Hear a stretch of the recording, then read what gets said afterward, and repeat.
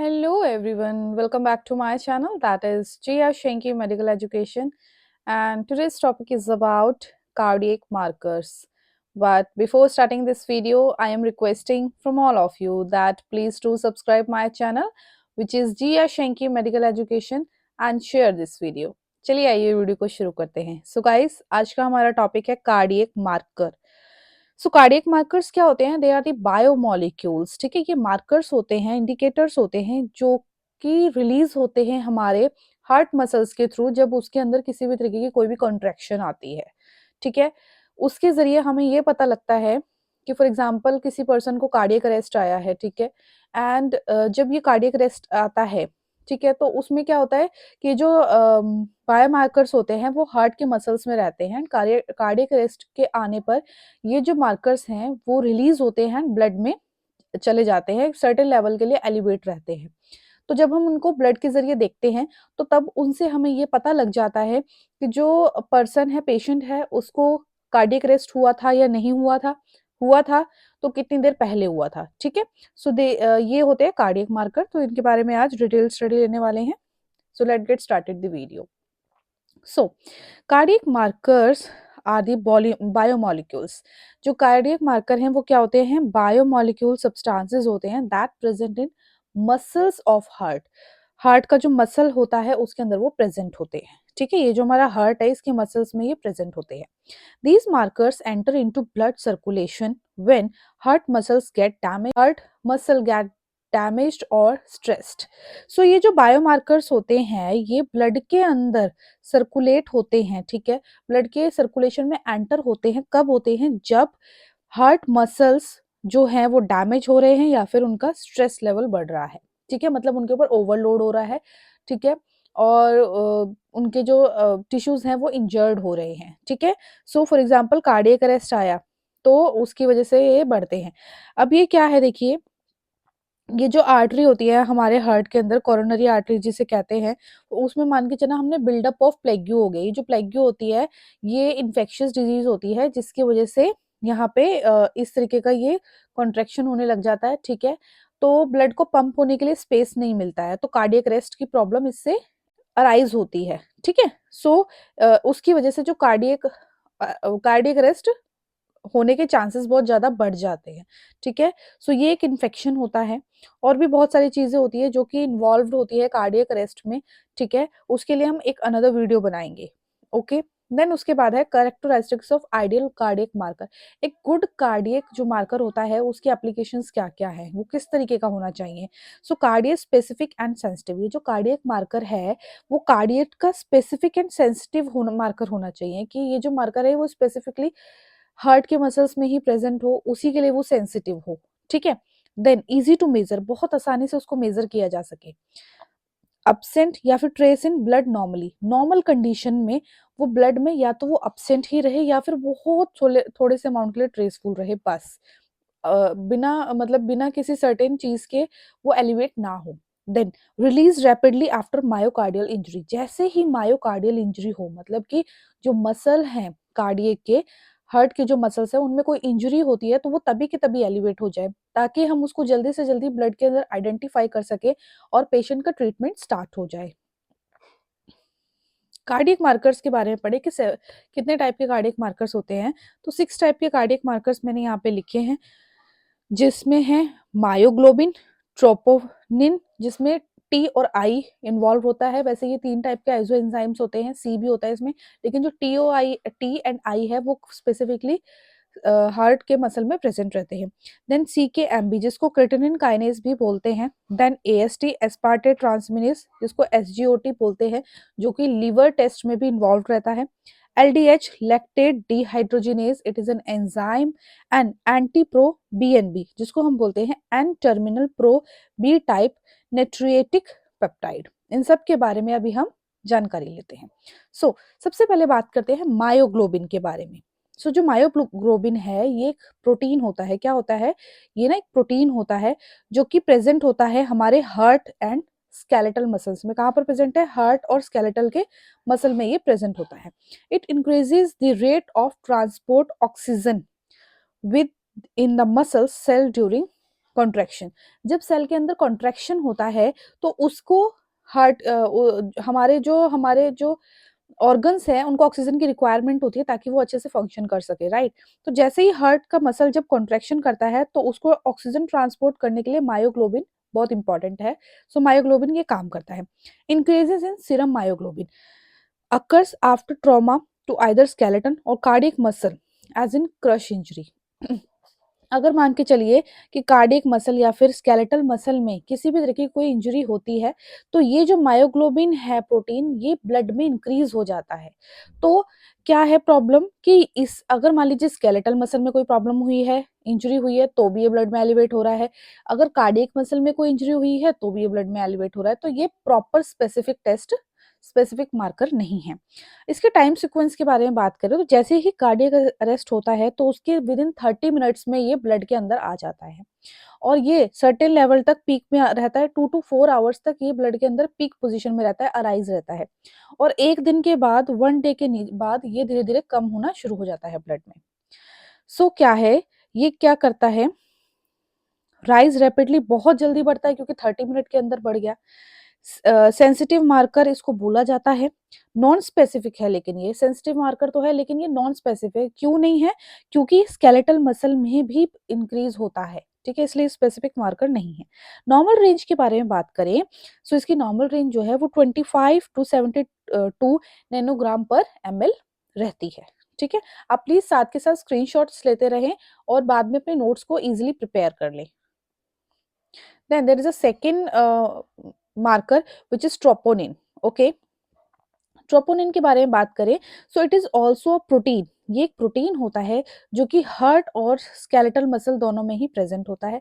इसके 3 टाइप होते हैं, ठीक है, सी, आई और सी, टी एंड आई, ठीक है। जो सी होता है वो कार्डियक एंड स्केलेटल मसल दोनों में प्रेजेंट होता है, टी कार्डियक मसल में प्रेजेंट है, आई भी कार्डियक मसल में प्रेजेंट है। इसीलिए जब मैंने आपको इसके मार्कर्स बताए थे तो उसमें मैंने सी को नहीं डिफाइन किया है, ठीक है। सो ट्रोपोनिन आई और टी हाईली स्पेसिफिक होते हैं क्योंकि ये कार्डियक मसल में ही प्रेजेंट रहते हैं, सेंसिटिव टू होते हैं कार्डियक से, दे आर नोन एज, इसीलिए इसको कार्डियक ट्रोपोनिन के नाम से भी जाना जाता है। किसको? स्पेसिफिकली आई और टी को। Then troponin I is thought to be a more specific marker of cardiac damage than troponin T। जो troponin I है इसको ज्यादा हम सेंसिटिव मानते हैं, स्पेसिफिक मानते हैं कार्डियक डैमेज के कंपैरेटिवली टू T। इसके टाइम सीक्वेंसेस के बारे में बात करें सो जैसे ही कार्डियक अरेस्ट या कार्डियक में प्रॉब्लम आती है सो 2 to 4 आवर्स के बीच में ये ब्लड के अंदर आ जाता है, ठीक है। पीक इसका कितना रहता है, 12 से 24 घंटे में ये पीक लेवल पे आता है अपने, और 10 दिन बाद ये डाउन होना शुरू हो जाता है, ठीक है। सो और इसके बारे में जानकारी लें तो वेरी स्पेसिफिक मार्कर, बहुत स्पेसिफिक मार्कर है ये टी और आई, ठीक है। राइज बहुत जल्दी बढ़ना शुरू होता है, ठीक है। लेट मार्कर इसलिए बोलते हैं, राइज अर्ली बढ़ता जल्दी है, ठीक है। लेट मार्कर भी बोलते हैं क्योंकि इसका पीक लेवल 12 से 24 घंटे में जाता है, ठीक है। अगर पीक लेवल मान लो कि 2 से 3 घंटे में चला जाए तो बहुत जल्दी इसको डिटेक्ट किया जा सकता है, ठीक है। इसको जल्दी डिटेक्ट नहीं कर सकते क्योंकि बढ़ता तो ही जल्दी है लेकिन जल्दी डिटेक्ट नहीं हो पाता है। नॉर्मल रेंज के बारे में बात करें तो ट्रोपोनिन आई की जो नॉर्मल रेंज है वो 0 to 0.4 नैनोग्राम पर डेसिलीटर है और इसकी 0 to 0.1 है, ठीक है। देन सीकेएमबी के बारे में बात करें तो इसको बोलते हैं क्रेटिनिन काइनेज। ये एक एंजाइम है क्योंकि एज वर्ड पीछे लग गया। हार्ट और स्केलेटल मसल और ब्रेन में ये इन्वॉल्व है, ठीक है। 3 टाइप के इसके आइसो एंजाइम्स होते हैं, सीकेएमएम, एमबी और बीबी। एमएम जो है वो स्केलेटल मसल है, एमबी जो है वो हार्ट मसल है, ठीक है। बीबी जो है वो ब्रेन और जीआईटी ट्रैक्ट तीनों में ही इन्वॉल्व है। तो इसके बारे में और देखें तो provide energy during muscle contraction, जब मसल का कॉन्ट्रैक्शन होता है तो ये प्रोवाइड करता है एनर्जी।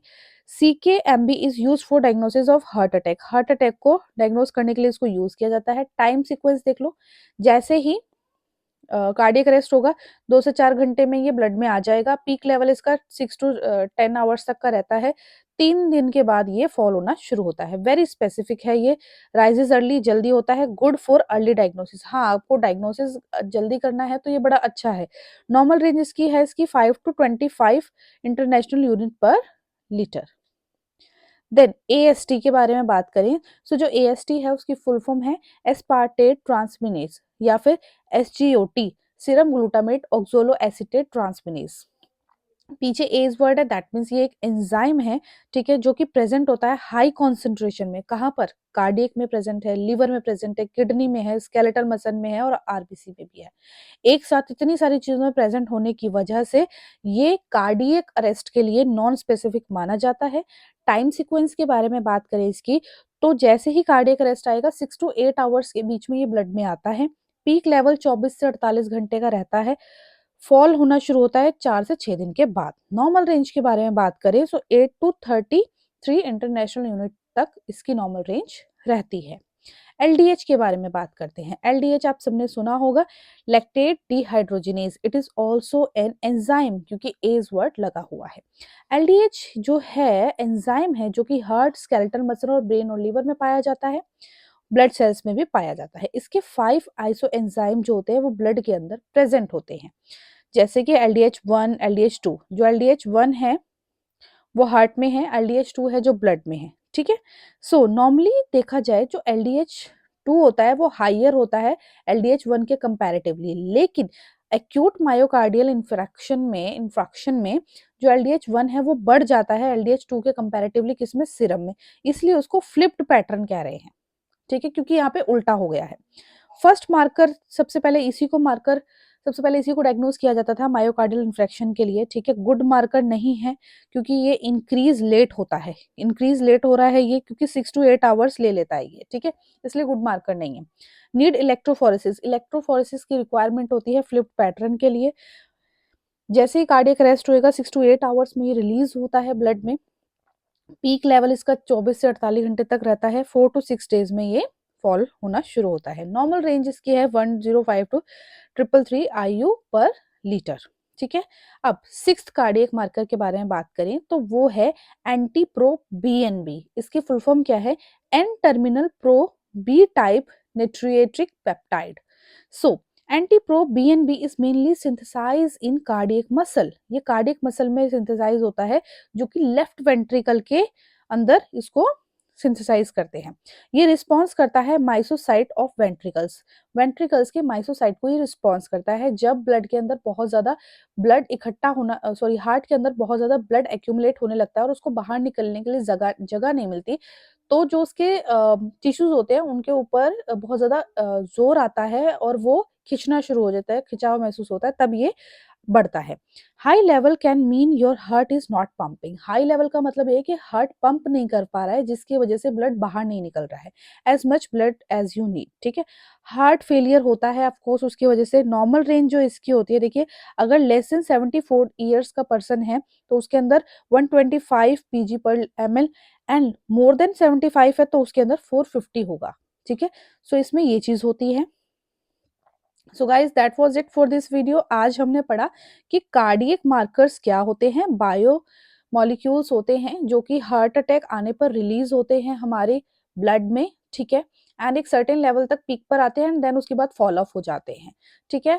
कौन सा कितना स्पेसिफिक है वो भी मैंने आपको इसमें बता दिए हैं, टाइप्स मैंने बताए हैं उसमें, इनकी एप्लीकेशंस बताई है कि कितने अच्छे हैं, क्या एडवांटेज है, डिसएडवांटेज है, नॉर्मल रेंज क्या है, इंपॉर्टेंट मार्कर कौन कौन से हैं वो आपको पता ही लग गया है। So guys that was it for this video. I hope so ये वीडियो आपके लिए हेल्पफुल रहे, आपकी स्टडी के लिए। अगर रहती है तो आप सभी से रिक्वेस्ट है कि आप मेरे चैनल को सब्सक्राइब कर लें, जिसका नाम है जिया शेंकी मेडिकल एजुकेशन। सब्सक्राइब करने के साथ साथ बेल आइकन को जरूर हिट करें सो दैट नेक्स्ट वीडियो का नोटिफिकेशन आपको टाइमली रिसीव हो आपके यूट्यूब पर। कहाँ से आप मेरी वीडियो वॉच कर रहे हैं जरूर बताएं, जानकर बहुत खुशी होती है। एंड प्लीज गाइज वीडियो को लाइक जरूर करें, शेयर करें अपने फ्रेंड्स, कलीग्स एंड क्लासमेट्स के साथ। And please to support women empowerment. Thank you very much.